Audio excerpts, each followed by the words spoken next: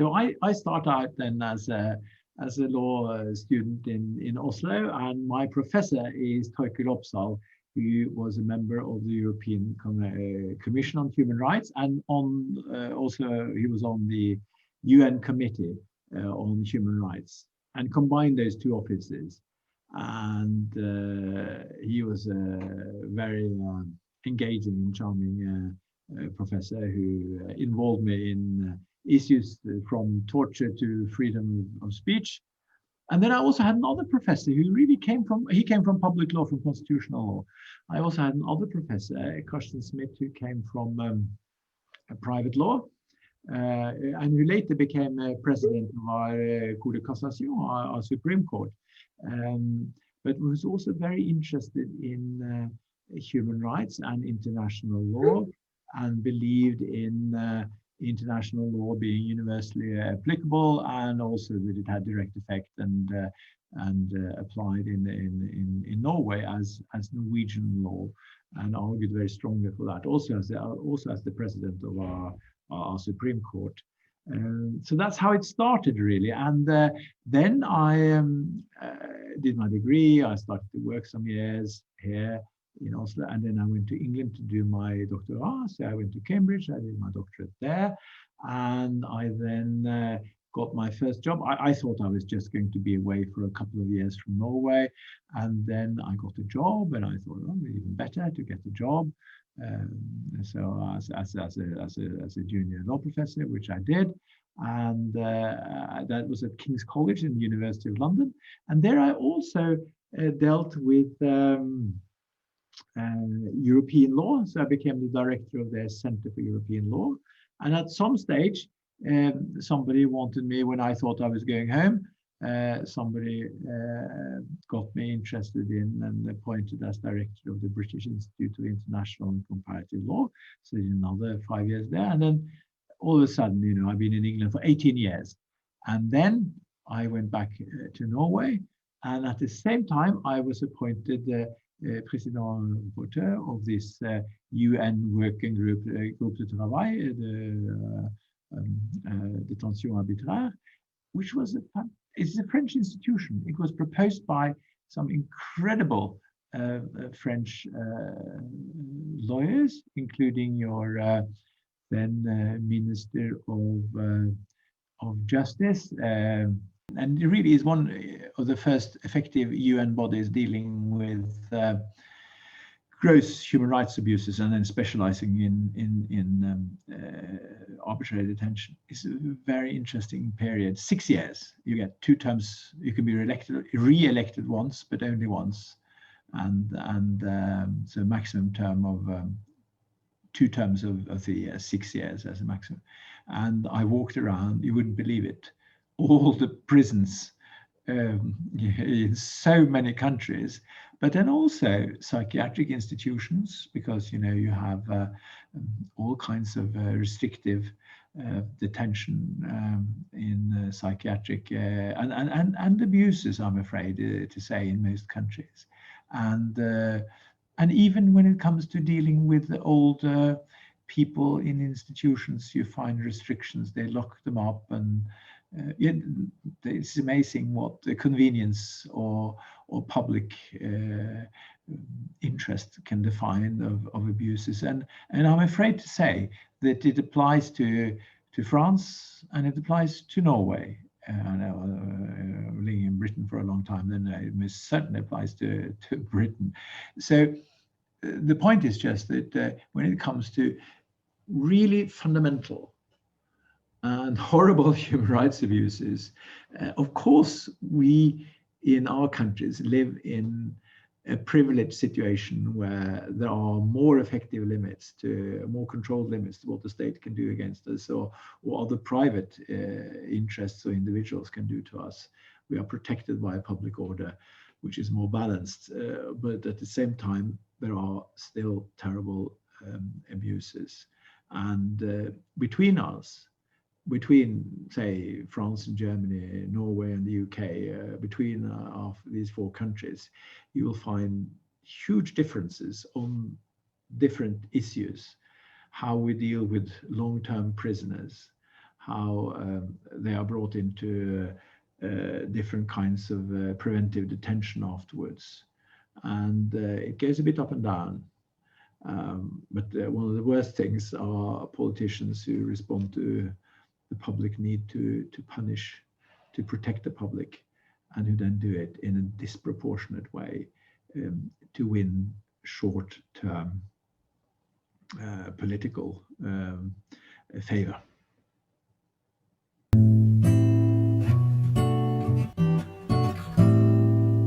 The working group on arbitrary detention is referred to as one of the charter bodies. It's not a treaty body. The treaty body would be the UN Human Rights Committee, because that's based on the Covenant on Civil and Political Rights and its different protocols, and it's elected. Its members are elected by the countries who have signed the covenant, whereas the charter bodies, they are based on the general authority of in this case, the Human Rights Council and General Assembly, and they are then elected by the UN Human Rights Council. And that, of course, gives some freedom, because our mandate would be in a resolution by the Human Rights Council. And from the beginning in 1991 of this working group on arbitrary detention, it dealt with individual complaints. It also deals with other reporting. It can produce documents, general comments of different kinds, and bring up issues which are particularly pressing. And it would typically have dealt with migration. When that came up, there's two general statements and interpretations of setting out international law and interpreting it. Detention in relation to migrants, for instance. Just restating the obvious: you can't detain anybody because they're a migrant. You can't punish them because they cross the border. I'm afraid there are legal principles and basic rules which are violated more and more, I'm afraid. And then we can go on. We went on country visits or inspections, and again, that's why I've been walking around these prisons where we've been. And these are the institutions where you detain people, and there's a worry, a concern that people may be arbitrarily detained. And then it is a question of clarifying the law, developing the law, and then, of course, dealing with individual detentions, try to get these people out. Some countries respond well, in the sense that they follow the rulings of the working group. Other countries do not, and you can imagine which they are. Well, perhaps you can't, because it is surprising how full of moral fervor some of the countries which belong to those who claim to have the highest human rights standards, how full of moral indignation they will be if there's a ruling against them. And I'm afraid that was quite a depressing experience. It wasn't that surprising though, but because I'm used to that, a bit of hypocrisy. But at the same time, most countries supported the work of the working group, and also even some of the countries who have been subjected to very strong criticism would in general support the work of the working group. And I must say, after some decisions which went against there were decisions against the French state and against the United Kingdom and many European countries, and they were then very supportive of the working group afterwards, joining the request to states to abide by the decisions by the working group and its interpretations. And we also had the dialogues with countries like China when it comes to their work camps or those work detention regimes, which ended up in some areas with clear improvements, as you could expect. and there's much arbitrary detention in the world, and this working group could not bring an end to all of it. So it is when you deal with human rights work, it is the question of small steps and being very focused, and do use when like us, you're a lawyer, use all the skills you have as a lawyer in the sense that you build up a legal argument which then can convince, and even if it doesn't convince immediately, that it could be a step-by-step process where you clarify the international law points so that there's no doubt, for instance, in this area of migration, that you can't detain somebody because they're a migrant, or that you can't impose retroactive penalties on prisoners who have served out their sentence. Now, when I say that, it sounds absolutely obvious, but it was a big issue in the Conseil constitutionnel in France, where the Conseil, and I think due to one of the judges, who is one of the judicial heroes in France, Guy Canuret, who's the ancien premier président Cour de cassation. He was then a member of the Conseil constitutionnel, and I think he had an important or decisive influence in that. The French then, the Conseil constitutionnel, they blocked this retroactive application of détention de sécurité. Then in the German context, Sicherungsverwahrung, there I think it is pretty clear then for me, and with hindsight for everyone, I hope, that the German Bundesverfassungsgericht, their Conseil constitutionnel, did give in to what was a political pressure, so that they upheld the legislation, which is then become an issue before the European Human Rights Court. In the end, I think they have limited it in an acceptable manner, but it was undignified to have to go to the European Human Rights Court with something which is such an obvious matter that you can't detain people on the basis of retroactive application of legislation. The Germans, of course, had a way of distinguishing. So they said this wasn't a criminal penalty, it was to protect others, and therefore they could make these decisions retroactively.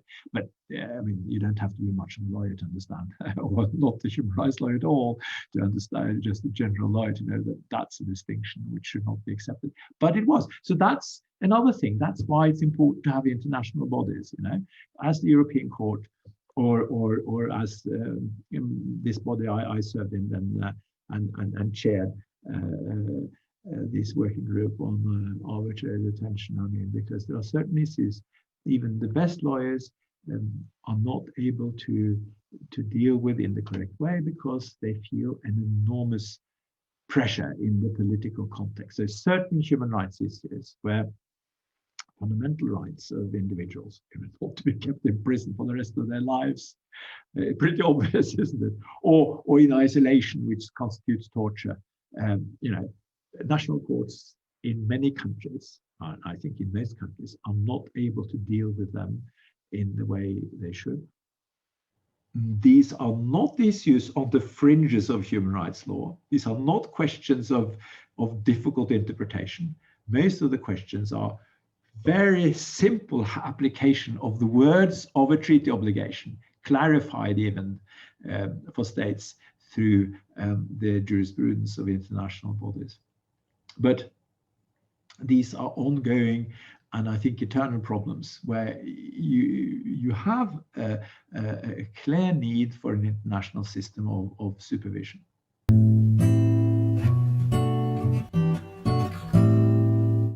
I think that, well, I always used comparative law as a way of understanding, to contribute to the understanding, and also to develop the substantive rules and the procedural aspects of law. It is, if you get into international law, most people, everybody comes from a national law background one way or another. Even you are young and go into international law. In a sense, you've had the national law, and some would regard it as the beginning. And then you read your national law into international law. And that means that, of course, French international law is international law will be different from a US or a Russian or a Japanese or African international lawyer. And then you could go two ways. One is the way of the critical legal studies, and actually some of the very conservative traditionalist lawyers as well, typically national lawyers, who then would say, well, basically, there's not much common in international law, it's all national law. So what is common in international law, real international law, is very little. So you have doctrines of wide margins of appreciation, huge autonomy of states arguing, used in argumentaire, and pluralism. And well, you could, of course, let states arbitrarily detain people on the basis of national traditions and how thin international law is. But, international law isn't that thin. These international human rights law obligations are quite clear. They really are. It's there in the treaty or in the convention. And often these provisions are clearer than what you find in national constitutional law. And what you have in addition to that is an enormously rich jurisprudence, Human Rights Committee, a very rich jurisprudence on issues which is unmatched in the Supreme Court, in the higher courts, or in the courts of most countries. European Human Rights Court with its 25, 30,000 decisions. I mean, it's a level of detail and of it is so much more law and so much more of positivist sources than you find in any domestic system. That's my view on the international law aspect, and you can then say then you don't really need that much comparative law, and that's right. But at the same time, it helps you understand. And sometimes you have to think as a comparative lawyer within international law, because you have systems which are jurisdictionally not connected at all, perhaps. And sometimes you just have to accept that there are different rules developing in a way which takes international law in different sectors in different directions. But that you should always know what happens in other international law areas if you are deciding an issue. Say a very simple procedural issue, as if, you want the country not to complete a decision. You want to have an injunctive measure stopping a country from doing something. Well, as you remember from the cases against the US, you can't execute somebody before the International Court of Justice has ruled on the lawfulness of the process, because the object of the process, but then the ICJ gave those decisions some 20 years ago, and then most other international bodies, UN committees or European Court of Human Rights, would look at what the International Court did, and many of them would follow that. Would follow the International Court of Justice, and I think absolutely correctly. And if you decide not to follow the International Court of Justice, you should at least know what it has done.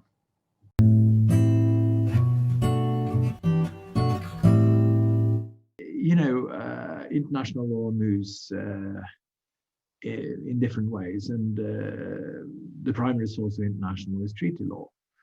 And the atmosphere during the Cold War was not always the most congenial. So at the end of the Cold War, there was this enormous raft of treaty law being promulgated. And you had the international criminal courts, the first international criminal courts in the 90s. You had the WTO appellate body. You got the first investment treaty arbitration system. The Court of Human Rights started to clarify its law in many areas at the same time. You could say that international law got teeth or got a bite also through the enforcement mechanisms of the courts and tribunals, which were established as not only a treaty law, but also all these international courts and tribunals. And this caused ructions. Traditional international lawyers were concerned, would this mean that the most important court no longer would be the International Court of Justice, which in the beginning of the 90s didn't have that many cases? Would it be these criminal courts which will decide on many of the international law issues, or would it be the WTO appellate body? And in practice, these other courts and tribunals often didn't have this voluntary jurisdiction that the Court of Justice had. So that meant that, well, they could function in different ways and also really rule on very many of the international law questions. So many of the international lawyers, the traditional ones, were concerned. And then also states, some lawyers who worked for the states were concerned that they had now all this international law and these international tribunals to deal with. So they started the discussion, is international law legitimate? Are international European courts or tribunals legitimate?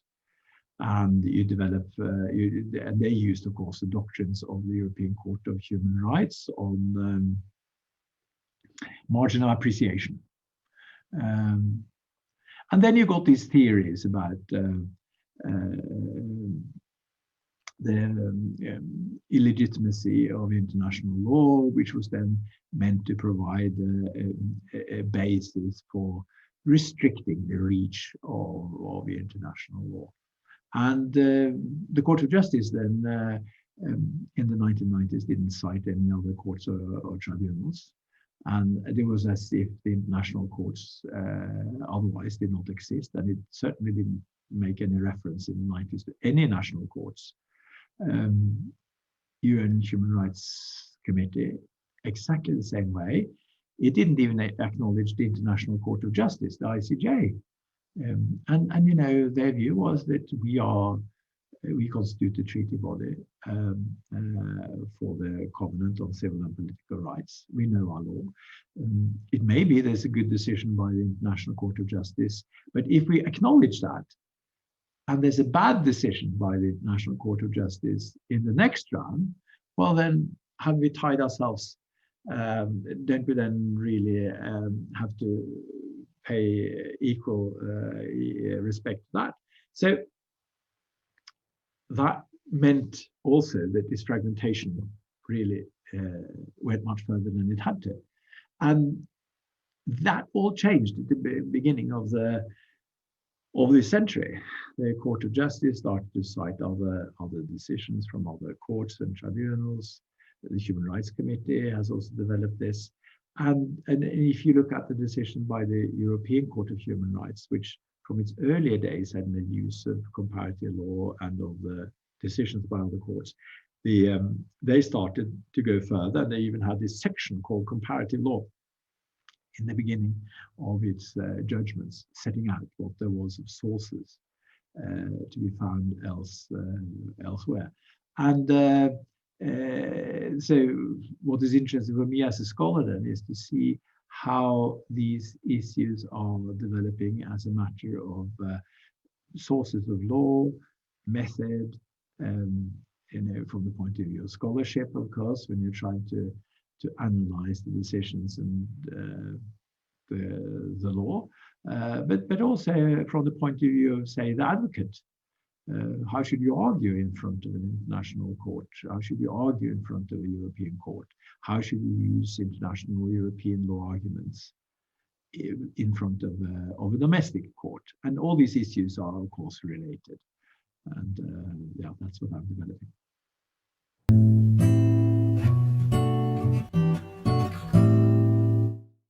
Now, you must remember that the judges of these courts are all selected by the states.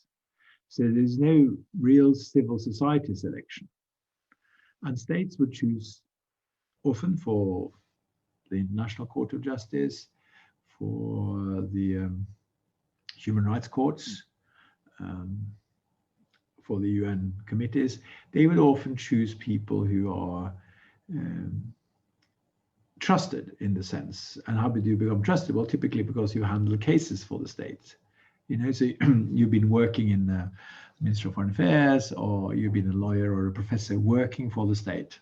That's typically so. But then I think it's also true that, for instance, the Human Rights Committee has more independent members than many of the other courts. And then if you become a judge of the National Court of Justice or the European Human Rights Court, you're bound by the jurisprudence. They are good lawyers. They want to develop the law in a loyal way. But when you're looking at the background, I think that all judges or members of UN bodies share this. Basically, they are trusted by states, and you are not trusted by states if you go too far as an individual rights advocate. And I don't know of any individual rights advocate who's been appointed to, there must be one or two in the European Court of Human Rights, but I can't top of my head remember anybody. Typically, it will be somebody who has represented the state, and that's the same as a lawyer or in the state system, and that's the same, of course, for the European ICJ, the European Human Rights Court, for all these international bodies. And the human rights courts are no different. And the history of the courts have often been so that if a country are concerned about rulings against it, then they will be particularly anxious to choose people who they feel they can trust. And it's easy to come up with examples on that. Well, back to the beginning of the 1970s, where the British appointed Sir Gerald Fitzmaurice as the judge of the European Human Rights Court, because he was the ablest and most trustworthy lawyer to fight the case for the UK in the different procedures against it. And indeed he did. He dissented, sometimes with 100 pages in dissenting judgments. That's now 50 years ago, nearly. And but it's the same today to a large extent. Is this bad? Yes, of course it is. But on the other hand, these international bodies do develop the law, they do clarify the law, and they rule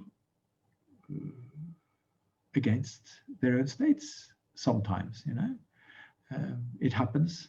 We've had the French judge rule against France in the European Human Rights Court. We've had the same in my country and the same in the UK.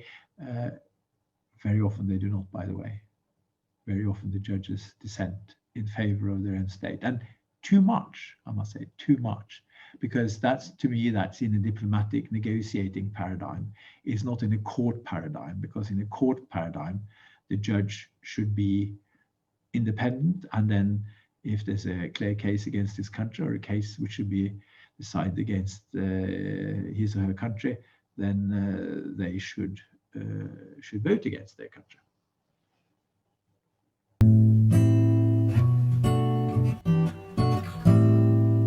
So the most important recent decision is this week. It became clear that the Australian Special Forces had been involved in killings of Afghani civilians. And you saw the head of the Australian military be very open about it and ask for an apology and take full responsibility. And that was a an amazing thing to see. It was a set of horrible events. It's well covered in the newspapers. These special forces units had a culture where they basically killed civilians and then produced evidence around them, weapons, mobile phones, etc., planted it to justify the killings. And the most horrible aspect of it, seen from not necessarily from the victim's point of view, but from the point of view of the military themselves, was that younger soldiers were blooded, as they said, by being made to kill people. And it just looked like a particularly crude film about organized crime. It was extremely distressing. And well, that shows that I still haven't completely understood how the information got out and how it was so quickly and widely accepted. There must be somebody in the military organization and in civil society who have worked very hard to get this information out.